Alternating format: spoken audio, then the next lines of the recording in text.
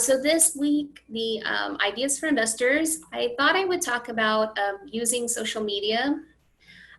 So especially when you're a new investor, it can feel, and Nick can tell you, like one of the best ways to get deals is word of mouth. Like just letting people know, hey, this is what I do, and letting them bring you deals or letting them refer people to you. It's one of the best ways because it's a really warm lead.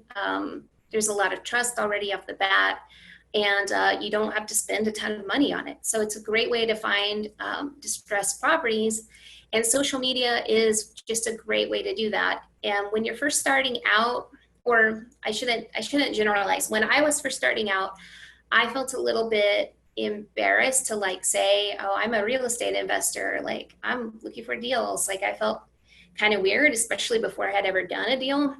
And so I think that social media is kind of a way to overcome that. If you feel kind of shy about saying that you're an investor, if you don't own any property yet, you can use social media to kind of spread the word in a gentle way.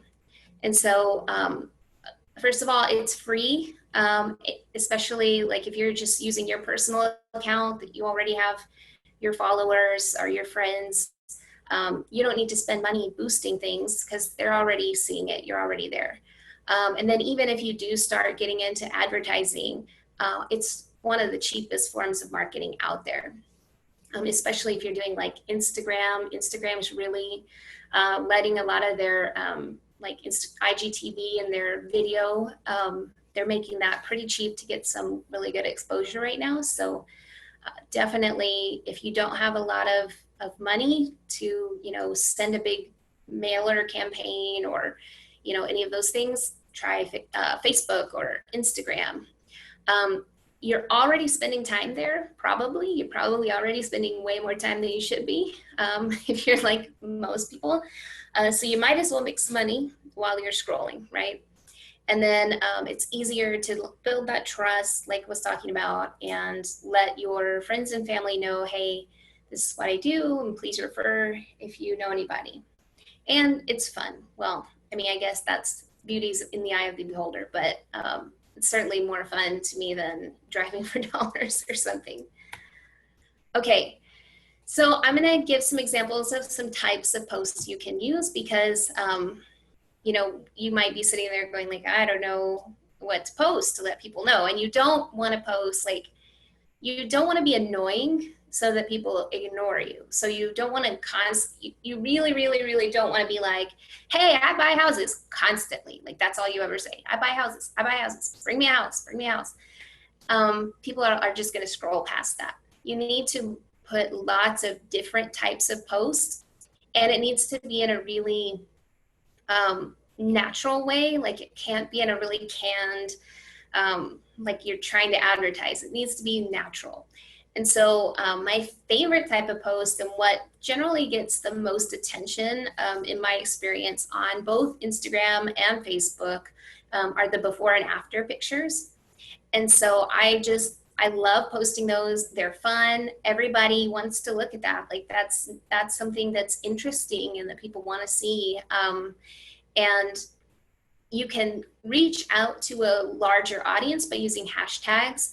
So you can use like renovation. That's going to get you out to an audience that's, not even just investors. Like, of course, I always put Bigger Pockets or real estate investor, but I also try to pick up, like HGTV or Fixer Upper, things that normal people are looking at because I want them to follow me and I want them to kind of see what I'm doing and be interested in it.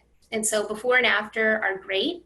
Now, if you're first starting out and you don't have a before and after project to show like this, I would suggest even a tiny before and after project. Like if you have like a bathroom vanity that you're going to replace, make that a before and after picture. If it's in your own personal home, people don't have to know that that's not your investment property that you're taking pictures of. You can just say like, hey, renovation, look at me, I flip houses. They're not going to know that that's just your own personal house. I mean, heck, even if you're in an apartment, you could do a simple one of like if you can paint or put new curtains up or something like that. Just somehow creating that and getting that sort of HGTV fun vibe going, because that's what people are interested in. Then the next one is action pictures and especially video. So this was one that I did that was a time lapse of putting up a tile backsplash. And that was really fun. I liked it. A lot of people, talked about it with me later. It stuck in people's minds, people that I know and see in real life would say like, oh, I saw you doing that backsplash. That was really cool. Can you help me do mine? Or, like they remembered that. And that's the key. You don't want it to be something that people just scroll past. You want it to be memorable. So if they're seeing you post like before and after pictures or really fun action pictures, then they're more likely to remember, oh yeah, when I hear, like, oh, there's property that's distressed, I think my friend, Robin does this. Like it's easier to kind of put yourself in their minds as the real estate investor that they know. Same thing, just like, again, if you're in an apartment and you don't have a big project to remodel, like you can still like get a hammer and like pose with it and like fix something. It, like you don't have to, it doesn't have to be a huge giant project. It's more fun. Like that's super interesting, but just start small. And then I, like my kids, when they're working with me, I take pictures of them helping us and post them. And probably people think I'm a terrible parent for letting my kids use tools, but it's just something that's fun and I think memorable.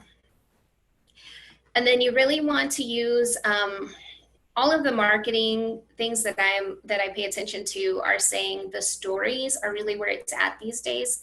So using the Instagram and Facebook stories is really important. And I'm really bad at it. I've ignored it for so long because I tend to not want to be on it all day long. And the stories kind of require that you post more frequently.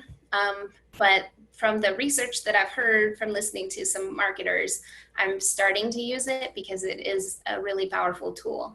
And the cool thing on Instagram with the stories is that you can put like GIFs and hashtags and at people in your story and put words, and it just makes it more interesting and again like sticks in people's heads. So you want somebody to think like if they know of a distressed home, your goal is for them to think like, oh yeah, I know Cassie does that because I've seen her like in front of distressed houses, right? And so you can even do this if you're just going to look at a house. Like if I take you to look at a property to potentially buy it, you can take a selfie in front of a distressed part of the home. Like, see what I'm doing today. That's a super easy way to just get the word out. And then another one that I really like is doing polls. So I will, especially with paint colors, I will say like, I'll paint a couple of spots on the wall and say, okay, let's vote. What do you think, which shade of gray should I paint this house, or which shade of beige? And like you can see on this one, it was 30 comments. This was just on my personal Facebook page, not even my business one. And I got so much attention with it. So it's, people like to be asked and people like to share their opinion. And so this is a super easy way to do it. And again, it's, it's HGTV. It's something fun. Chip and Joanna. Then another one would be closing day. I like to take pictures. I always do the cheesy picture with the key or the sign at the title company. I hate that now we have to close with the mobile notary coming to the house because I so love taking those pictures at the title company because I'm a huge dork. But I love taking those and then sharing that because again, it's just sticking in people's minds. And then I like making, like on Facebook, this is one of my like featured pictures, I guess, they're at the front. So that if somebody's just, catching up and like, oh, what does she do? It's right there. Like, this is what I do. Like I close on houses all the time. Of course, I'm a realtor. I want them to think that even more. But I used to do this even before I was a realtor when I was just investing. So another one, so this would be like the lowest priority one, like images that you actually make. And there's a lot of programs. I use something called Snappa, but you can, I definitely am not good at graphic design, but there's programs that make it, where you just put text in the box. And so that's a lot easier. So you can make those, and you can run ads with them. I think it's more effective to market to your sphere and try to make yourself known as the real estate investor that all of your friends and family know. I would not overdo it with these, just because then people will start to ignore you and even unfollow you, and you just don't want to be that person. But every once in a while, throw one of these in so that people know, hey, this is what I do. By the way, I'm looking for houses, and so that's kind of helpful. One that I did not include in here, but I did hear about it on a podcast I was listening to recently for realtors, but I think it would work for investors as well, is using LinkedIn. So LinkedIn tells you all of this information, like if somebody gets a new job, or if it's like if somebody, any life changes are usually mentioned in LinkedIn. And so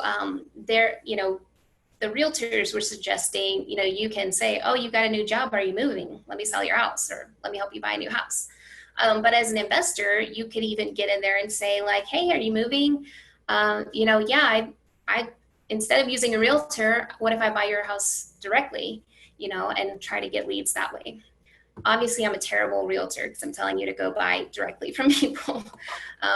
But yeah, those are just some ways to do it. I think it's an easy thing to do. And I think the number one thing that you have to remember is you need to do it consistently. So if you post one time about investing, a dozen people might see it, and that's it, and then they'll forget it. You need to post constantly. So even if you have, I used to have like a timer in my phone, or like a calendar indication, like, okay, every other day, post something about real estate. So just making sure that you have those on a regular basis, and then you can use some programs to post them automatically. But like Hootsuite is one that's free, and you can have automatic posts. But that gets into a little more complicated. The main point is just on a regular basis, show people what you're doing, talk about it, and don't be shy, because there's no reason, unless you're being aggressive or annoying or weird, there's no reason not to talk about what you're doing. Like it's a fun thing, and you want your friends and family to know about it.